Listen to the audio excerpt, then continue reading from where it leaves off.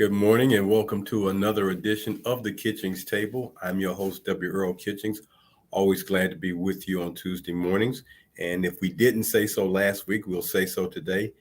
Belated happy Thanksgiving to each and every one of you. I hope that your holiday was filled with good things. You got plenty to eat as we normally do on this time of the year for Thanksgiving. And you had the joy and blessings of being around family members and friends to augment that holiday. So hope everything worked out well for you. As always, joining me, my co-host, Ronleen Kennedy. Good morning, Ronleen. Good morning, Earl. How are you doing? I'm doing well. So before we get into the show, I have to ask because it's the number one question. Did you get enough to eat? Yes. Okay. You didn't overdo it, did you? No, I couldn't overdo it if I wanted to. Oh, I don't think we hear that often. Couldn't overdo it if I wanted to. Okay. Well, Yeah. I think the word that sometimes is used for holidays or when we having feast. And feast comes under a lot of different names: picnic, family reunion, birthday, anniversary. Just because felt like cooking a lot of food. I don't know, but moderation, Mhm. moderation. Take it all in moderation. And some people eat their desserts before they eat their main meal. Did you know that? Now, I like that idea. I've done that many a times. I didn't You do ate the that this dessert, time. Yeah, I've done that. didn't spoil your appetite. No. Okay, well, I don't know many people who do that, but I know there are some who eat the dessert before they get to the main meal. And of course, when we were growing up, you couldn't eat that dessert because what would your parents tell you? Because you won't eat your food. Yeah, it's gonna spoil your appetite. You're not gonna eat your Yeah. dinner. Yeah, you're not going to eat what you're supposed to have. So your vegetables and all of that gets thrown out the window. So, I didn't want those Brussels sprouts, no way. anyway. I didn't want them. No, and I don't like asparagus spears, so I don't care. Mm-hmm. And then you get you're not getting up from the table till you eat. And it's a funny thing, an hour later you're still sitting at the table, food's cold, and everybody walking by you and just shaking their heads, and your siblings looking at you like you're gonna be there all night. Mm-hmm. Yeah, you're missing out on all the fun. Just go ahead and eat that and be done with it. Right? But by the way, you're not gonna get away with not doing your chores. If it's your night to wash dishes, you're gonna wash dishes. But you're Mm-hmm. gonna go back to that table and sit down and try to eat that food. So it's like it's a no-win situation. But there are just certain vegetables that, and I know this for a lot of people, just does not suit the palate. So mine are spinach, asparagus, Brussels sprouts, cooked spinach. That is, I can eat raw spinach, but cooked spinach, no. Rutabagas, no. I know they're all good for you, but no, that just does not suit my palate, and I make no bones about it. I'm glad I'm an adult now, so I don't have to wait on anybody to tell me if you don't eat it, you're going to have to sit there and finish it because I don't.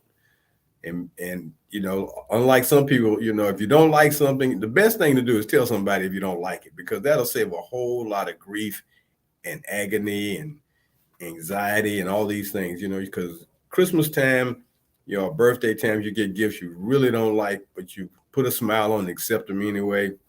Nah, I stopped doing that. I don't really, it's a nice gift. You don't like your gift, it's nice. That's a good way of telling folks you don't like it. Oh, you don't like your gift, it's nice. Mm-hmm. For And then someone.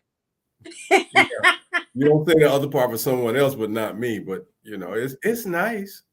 Oh, you don't seem like you like it. It's nice. It's like Mm-hmm. you're not understanding that.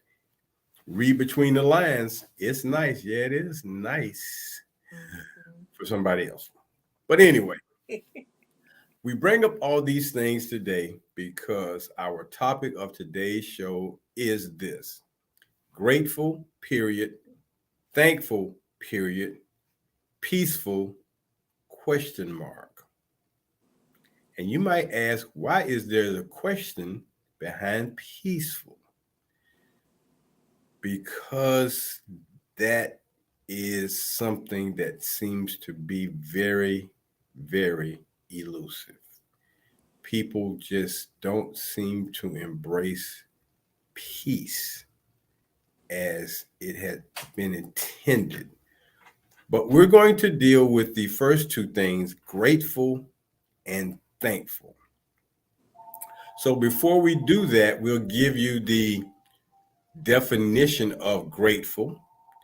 And grateful is feeling or showing an appreciation of kindness, semicolon, thankful. So I know there will be some people that say, well, grateful and thankful are the same thing. Not quite. There's a distinguishing fine line between them, but showing or feeling an appreciation of kindness.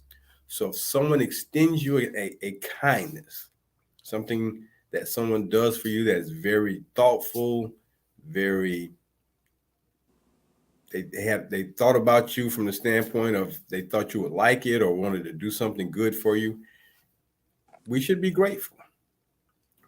And I wanted to extend that by giving you synonyms, and we'll give you synonyms for both grateful, peaceful, and thankful. But I wanted to give you synonyms that go along with the word grateful first.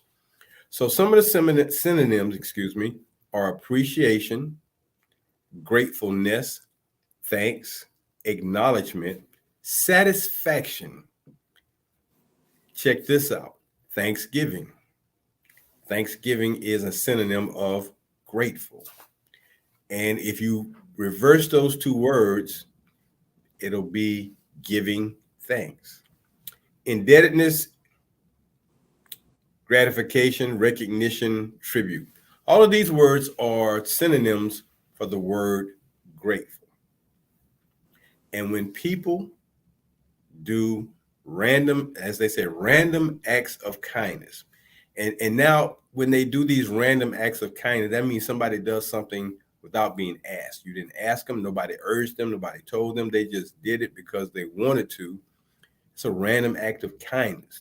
And I think one of the best random acts of kindness in 2022, 2021, 2023 is the concept of paying it forward.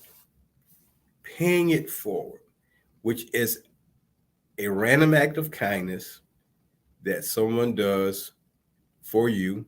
And it's really one of those things where it's like a baton. They do it and want you to do it for someone else. So you're grateful when someone does that for you. And what they're hoping will happen is you're so grateful, you will do it for someone else. Pay it forward. Grateful, appreciative, satisfaction that you get from it, the recognition that you can receive for doing it or giving it, and then paying it forward. So, Ronleen, let me ask you, how often or how many times can you remember that someone did a pay it forward for you?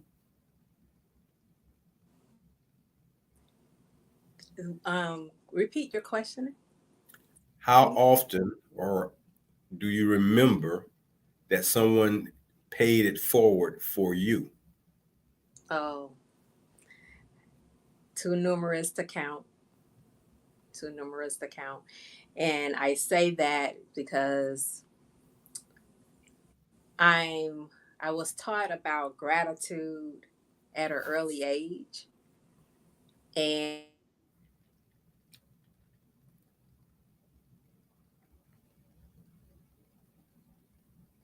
I think she froze up.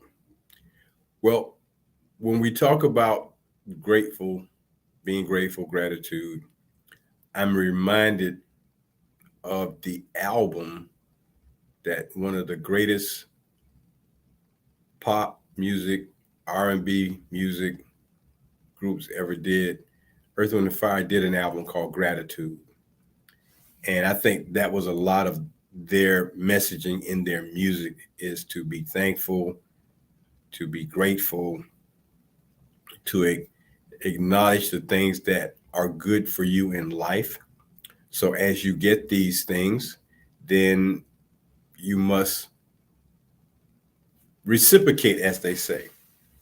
So I think for me, I have had someone pay it forward for me where they actually kind of said they were paying it forward. But then sometimes when people just pick up your tab or pick up the bill or pick up some, that's a pay it forward in a different kind of way, but it's still paying it forward. Or it's just a reciprocation. Maybe you did something for them and now they want to reciprocate it. They don't call it paying back. It's not a payback. It's just reciprocation. They felt the gratitude that you did it for them. And it's nothing like doing it, especially for people who are definitely in need. There are a lot of needy people in this day and time, a lot of folks who are struggling to make it from day to day. And a random act of kindness, which is different than paying it forward, but a random act of kindness where you do something for someone can go a long ways. And if you've looked at some of the clips on Instagram or Twitter where you've seen individuals, they'll challenge someone and ask them a question and ask them to do something to see how long or who will actually help them. And then what they will do is they will turn around and tell that person, like if they ask for $1, a couple of dollars, and some people, they're down to their last dollar. But for whatever reason, they gave their last. And let me tell you, when you do acts of kindness, my feelings is this: when you do that, you get a blessing. So when these people have done these things, given their last to someone who's asked them for $1 to catch the bus or buy a cup of coffee or whatever, they give their last, knowing that they may not see $1 for another couple of hours or another day or so. And then when that person returns that gratitude 500-fold, 200-fold, whatever that amount may be, the person is overwhelmed with gratefulness. They're overwhelmed with the appreciation that someone stopped, thought of them, gave them what they did not ask for, but what they needed, and made that person better. And some of these people that I've seen, they have turned that little small gesture, turned their lives around. I know one individual, he gives people $500, and he's done that. He's also done the $500, bought them some clothing, took them to a sports event, and fed them. And some of these people turn their lives around. They're on hard times for a temporary period, but some people are on hard times for a long time. So, you've seen these things happen. You've seen people who, I know Shaquille O'Neal has a big heart. And I'm sure a lot of, entertainers or athletes have big hearts. I guess because when you do it outwardly, you get the gratification, or you get the recognition, or you get the visibility. And he has outwardly done his random acts of kindness. He says he likes to hang out at Home Depot and just watch people who not so much have the resources to purchase, but the ones who are struggling. I know on one particular slide on, I think it's Instagram, it's a photo of him buying a van for a family of 7 because they needed that type of transportation for a large family. And I won't say that he's looking for anything in return because I don't think he does it for that. I think he sincerely wants to help people. And because he has the resources where he can, then he does. So being grateful, showing gratitude, doing things, random acts of kindness, all that's tied into what you will receive in return. When you give, as it says in the Bible, it is better to give than to receive. When you do, excuse me, when you give, you get blessings. When you have blessings, as I've stated before in the shows, you put them in your blessing bank because you never know when you'll need a blessing. So that's the grateful part. That's the grateful part. Now, when we talk about thankful, thankful is a little different. So we're going to go back. Grateful is face a feeling or showing an appreciation. Grateful. Thankful is a consciousness of a benefit received. Benefit received. Something that came to you, something that was given to you, something that was shared with you. And you're conscious of it and you're thankful for it. Because there are two words that are just awesome words. Or, thank you are two words that are so powerful that if you say those two words every time something is done for you, or you know then you're showing your gratitude. The other is love, showing or saying to someone that you sincerely have that love for them. Now, in looking up the word thankful, they on the internet outlined there were 110 synonyms for the word thankful. 110 synonyms for the word thankful.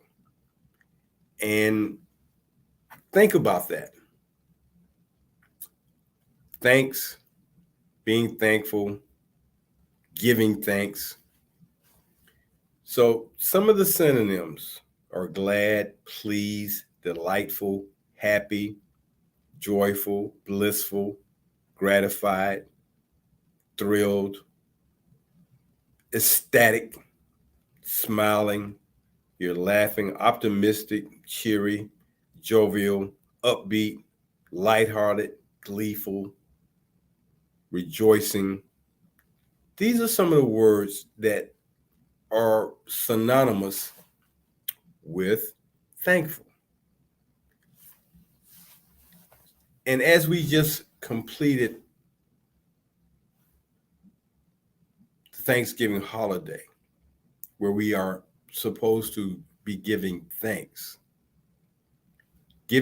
for all the things that have been done for us in our lives, that have been given to us, that have helped us, that provided us with fulfillment, happiness, joy, gratitude. You're just thankful. You're thankful just for having specific people in your lives, for having friends, because not everyone has a friend, and friends are hard to come by. Sometimes it takes time to develop friendships. Some people connect right away and instantly become friends. So that's a very interesting dynamic to life and humanity, is friendship. And I had this conversation recently about the levels of friendship. So you can be an acquaintance, an associate, a good friend, a dear friend, a best friend. Those different levels of friendship. And having someone that you call your dear friend or best friend, that circle of individuals can be very, very small. We know a lot of people. We have a lot of associates, a lot of people we know, but not everyone rises to that level of dear or best friend. That requires maybe sometimes going through some things together, or they're supporting you in good and bad times. That requires sometimes longevity, how much time you've put in with a person. And we all have our faults. And being a friend to someone in spite of their faults, my faults, your faults, in spite of, I'm still your friend, because it's easy to walk away when friends do things you may not like or agree with. And at the same time, you're respectful of that person, as respectful of the person. So you don't have to necessarily enjoy or like what they do, but you're respectful of them as a person. So when you think about being thankful for things and or people, just know that that's a two-way street in both grateful and thankful. Stop letting it be a one-way street if you're on that path. Reciprocation, paying it forward. Again, as it said, do unto others as you would have others do unto you, which is a way of looking at thankful and grateful in a different perspective. But you don't have to do it exactly for that person. That's why paying forward is so critical in a day and time where people enjoy having things done uh, without asking for it. You just do it because your heart tells you feel that way. You're going to just do it. And when you do these things from the heart, you can't tell me you don't feel good. I dare anyone to tell me they don't feel good when they do a random act of kindness, of paying it forward, doing it because you chose to, not because you had to, wanted to, needed to, because you just felt that way. So you did it. And a lot of times people are not expecting you to reciprocate. But you know what they do expect? Those two words. Those two words mean the greatest. Thank you. Thank you. You can't say thank you enough. In the course of a day, you can't say it enough because, again, if you are so into receiving blessings, if you believe in a blessing, then when you get something or when you do something and someone thanks you and you thank them for doing something for you, even the smallest thing, it goes a long way. So the synonyms, like, again, for thankful are numerous: joyful, gratified, cheerful. Just a few of those are so positive. And in a time of society in the world where there seems to just be so much ungratefulness, or folks just are so mean and hateful to one another, they don't value the feelings of someone else, they don't value life, they don't value the fact that someone did something for them and did not have to. It just makes life harder for those who experience it. And there are people who deal with a lot of hardship every day. And if you ever pass by those places, locations in your city where you see homeless shelters, those are tough times for some of those individuals. Some of those individuals have mental issues that cause them to be on hard times. And I think one of the things that has caused us to have such a large population of homeless people is the fact that, for whatever reason, and I don't know why, we used to have mental health facilities and hospitals. And for whatever reason, it seems uh, a large amount of those went away, which left people who had mental situations on the streets. They didn't need to be on the streets. They don't need to be on the streets. They need to be in facilities that can nurture or care, give them the kind of assistance they need in order to just live life day to day. Because, the mind, as the United Negro College Fund states, a mind is a terrible thing to waste. And when the mind is gone,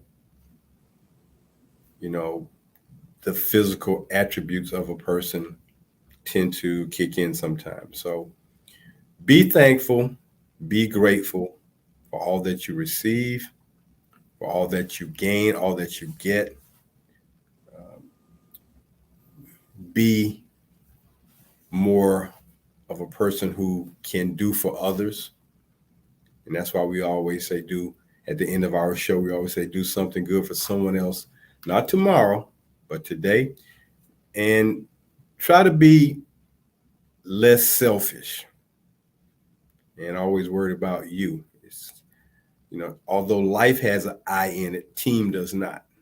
And when you're part of the human or the humanity team, there's no place for I unless I is doing for others. When you're doing for others, yeah, it's okay to beat your chest a little bit, but you don't have to do it for every time you do something, because now that works against you. If you do something good for someone, let it stand on that. Let it stand on that gesture of kindness, that random act of kindness. Let it stand on that. You'll get yours later. It's not necessarily you'll get it today. You'll get yours later. And a lot of times you'll get it when you need it, because, folks love to put out that statement. He may not be when you want him, but he's always on time. Always on time. And what that means is you may not need him right now. You might think you do, but when you really need him, he's on time. So just think about how often the man upstairs has paid it forward for people in this world. And they say, thank you, God. Thank you for, and they receive it and they say, thank you. So let thank you be a part of your everyday vocabulary. That is what, a 8 letter words, 2 words. Thank you. Let that be more of a part of your daily ritual, as opposed to some of those negative, ugly, nasty 4 and 7 letter words. Try that. See how that works for you, as they say. How did that work for you? So we're at the midway point of our show today. We are so grateful and thankful for you joining us here on the Kitchings Table. I'm your host, W. Earl Kitchings, and every Tuesday morning, we are here to share our thoughts and sentiments and whatever knowledge and wisdom we have. We like to share it with you because we're thankful that you join us. We're grateful that you're a part of what we do, and we just want to give back, share, pay it forward, however we can do it, not with any monetary, but with wisdom and knowledge.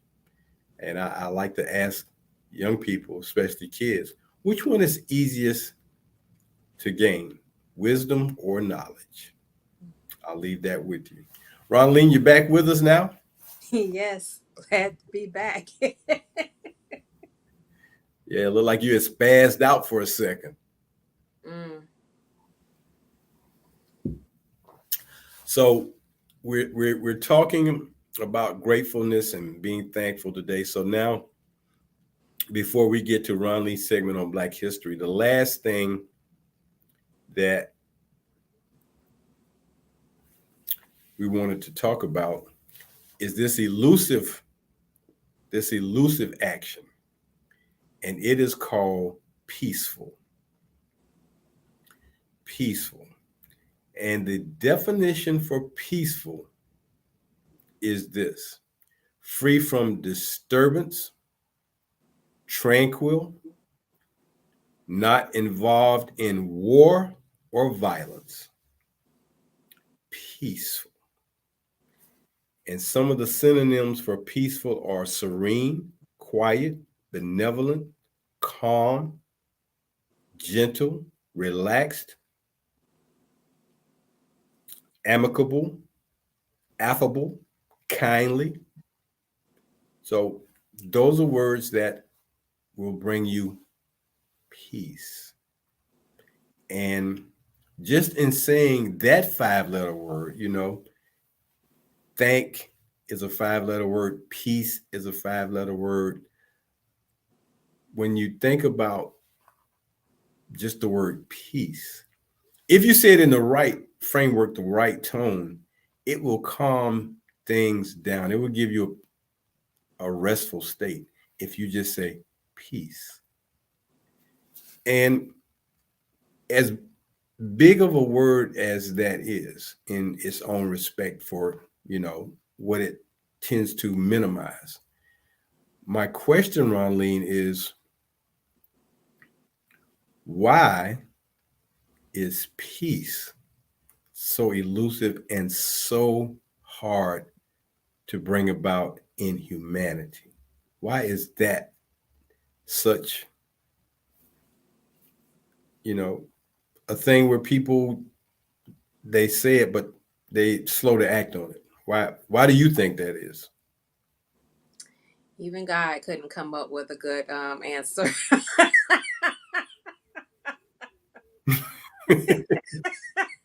Wow.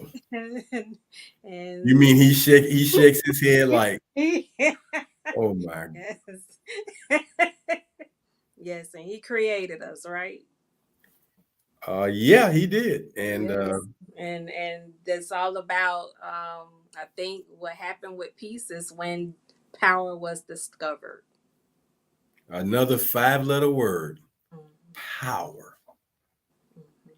To have control over, dominion over, to determine what you will and won't do, from either a physical standpoint or a monetary standpoint. I have the power. I can buy what I want. I can buy this. I can buy that because I have the power of money. So if a person says that and you go peace, what do you think the reaction would be then? The first three letters of power. Pow. Okay. Okay. All right. See how Ronnie just flipped that from power to pow. We just said that peaceful was not involving violence, and she goes pow. Wow. Okay. Well, it's interesting because even the word peace and peaceful is ironic that there's an award for peace, the Nobel Peace Prize. There's an award for doing things peacefully, to do it at a peaceful level, to find peace amongst each other. The violence, the hatred, the dislike, the discourse, just in this day and time, I thought we were going to be progressively getting better, but for whatever reason, people who have hatred and malice in their hearts, and it's funny, Ronline, how those same individuals, what they turn around and do on the last day of the week? What's that, Earl? Well, they profess to go to church and call themselves a Christian. Yes, and you and I had a discussion about that not too long ago. When I look at the congregations in the mega churches, Yes. Filled to capacity. Spilling over. Yes. SRO, standing room only. Yes. Okay. When I see that many people, and then you think about they're going out into their day to day world, what's happening? Well, what they believe in is not totally what they've been mentored about. Mm. Because here's one concept to think about. And before you go there, I just Mhm. want to clarify, I want you to provide clarity to my question because I don't want people thinking that I am talking about the mega churches. I know you get what I'm saying. So break that down for them so they'll understand exactly what I meant by that.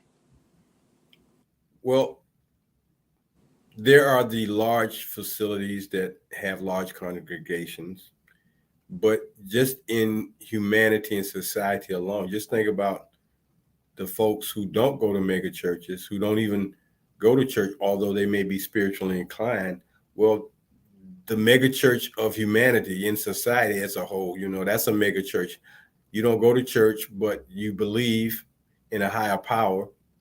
So that is a mega church, not under a mega church umbrella. But when you speak of the mega churches, it's not, so much that you are speaking about them. You're just saying that's one place where there's a large contingency of people. And that's what mega would be: a large contingency, a large group, an extraordinary amount. So you have those churches being led by one individual, and they have gravitated to that individual for whatever reason, personal, selfish, whatever the reason is, belief. They like the way they share the word and things of that nature. But it gets back to everyone doing a self analysis of their heart and their head. I don't care what you heard on Sunday or Wednesday night or Tuesday night or Thursday night, whatever night you go to Bibles, it still comes down to your heart and your head, because ultimately that's where the final decision is made. It stems from that. So you heard it, it was preached to you. Now, when you leave there and you go to have a meal and the line is long and someone does something and you're mad, you turn into anger.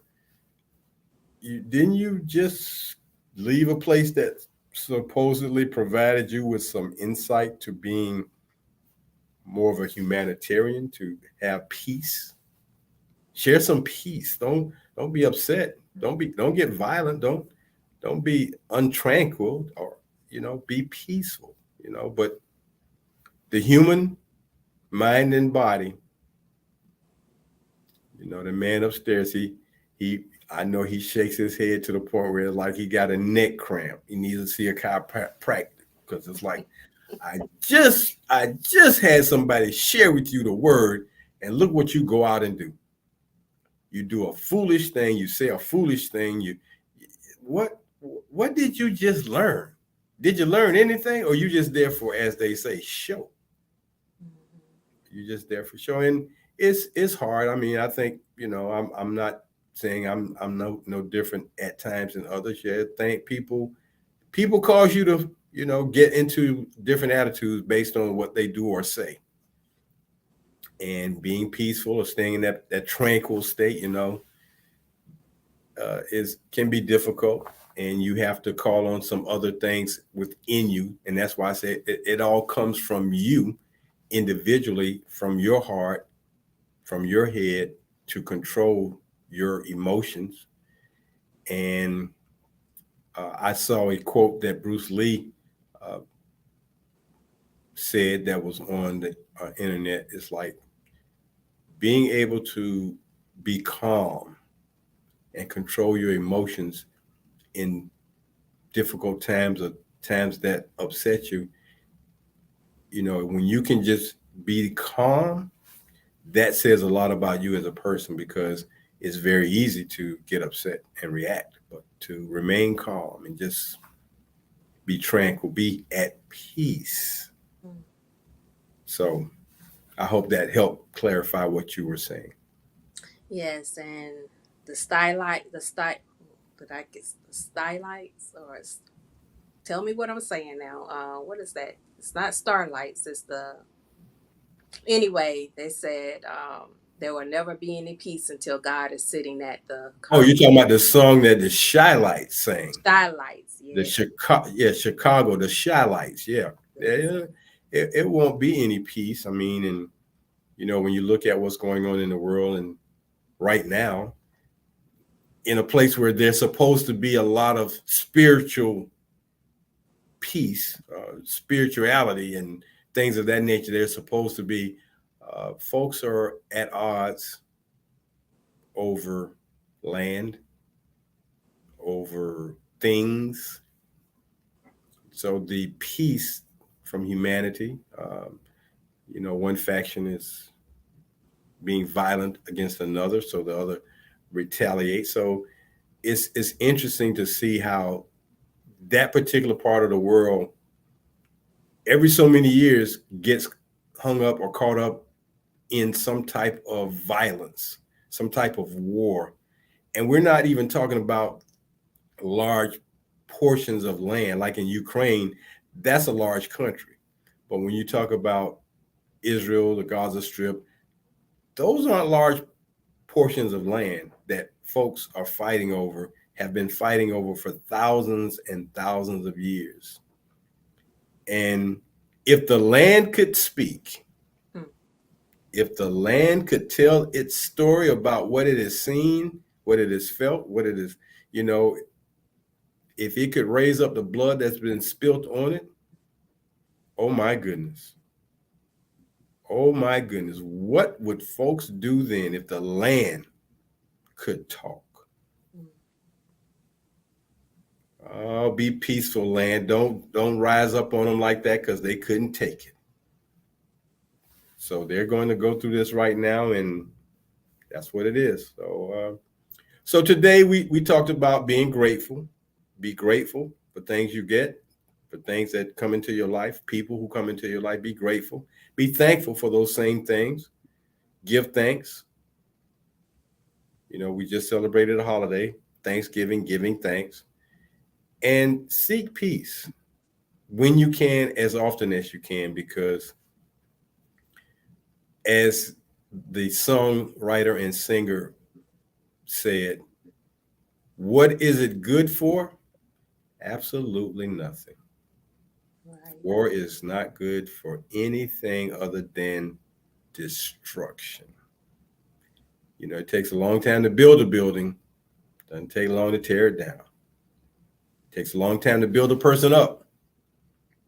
It takes each one of us a long time to develop our character and our personality and to get integrity and to have qualities that people admire or respect or want to be to follow.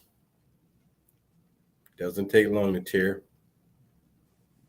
the physical building or the physical person down.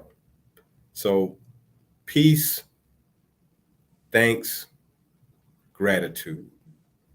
That's what we were talking about today. And as we get ready for another holiday season, again, be thankful, be grateful, respond with more peace than with violence. So that's going to take care of us this morning, Ronleen, and we're going to let you have your 5-6 minutes of Black history. And I'm happy that today's person, when I saw the name, I couldn't help but say I got to give this to Ronleen. She's got to, maybe not today, but on another day, she's got to highlight this person because the names were just synonymous. So I couldn't help myself. So take it away, Ron Lee.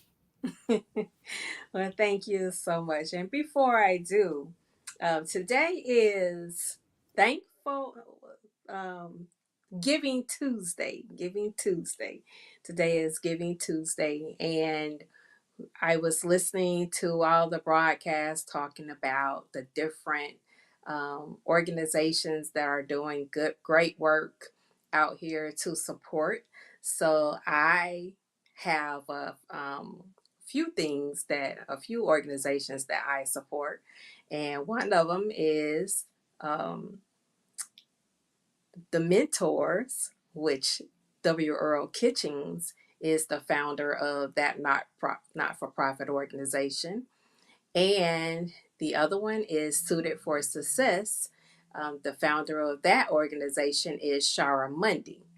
So I know we have a couple of Suited for Success organizations out here, but I just want to make sure I clarify. It is Shara Mundy out of Jacksonville, Florida. So if you all want to support um, those organizations, also our sponsors dealing with who carries our show each week, and that is Awesome Radio. So please support those organizations and any organization of your choice. But today is Giving Tuesday. And so I just wanted to bring that to the public's attention. And now I want to introduce um, the Black History Acknowledgement today. And her name is Alexa Irene Kennedy. My last name is Cannady. Her last name is Canady. So Dr. Kennedy was born on November 7th, 1950. She just celebrated her 73rd birthday. She is now retired. She's a retired medical doctor and she specialized in pediatric neurosurgery. Now, why was she important to history?